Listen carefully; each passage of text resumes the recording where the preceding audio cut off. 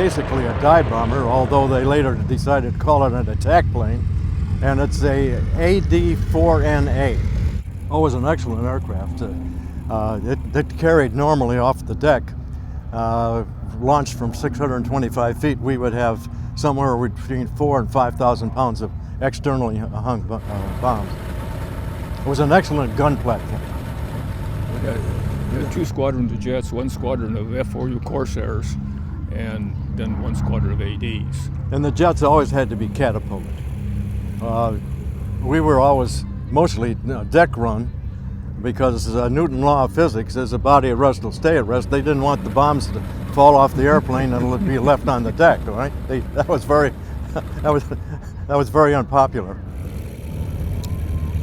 Well, after launch, you'd launch, of course, individually, and you'd join up with the other aircraft and proceed in and report into an air controller or somebody that was stationed on the beach, where they would direct you to the target if it was not a pre-assigned target.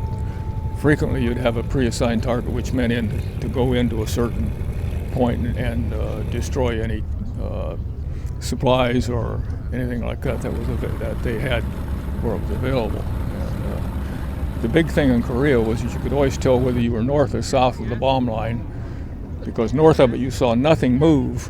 South of it, it looked like a supply dump.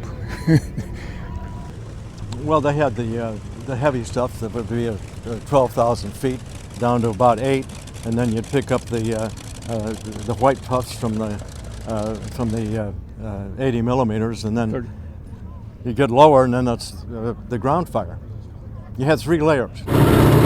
We joined John Beattie in the cockpit of Kennett Aviation's Skyraider, the actual aircraft that was flown by Mike Stanton in the Korean War.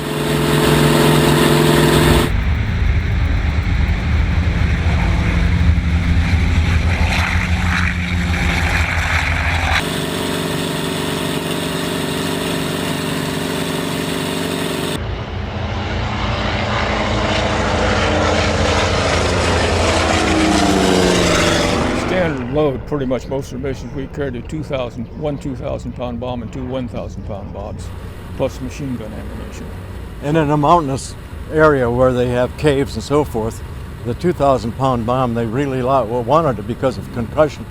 They actually tried to wound or kill the enemy by concussion.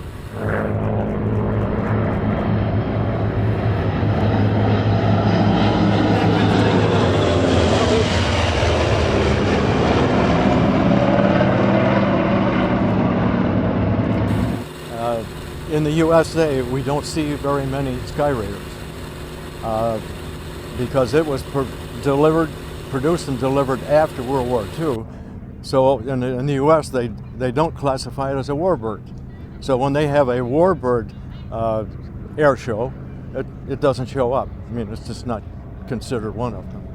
We have little pockets of memory things back here, and seeing it go, it took all these little memory things and moved them forward right into right into our focus, and we started discussing various missions we were on and so forth, because we started remembering, and that jogged our memory. Okay. The 2 other Skyraiders were from the Amical Jean-Baptiste Salis collection and Vega team Skyraider Avignon.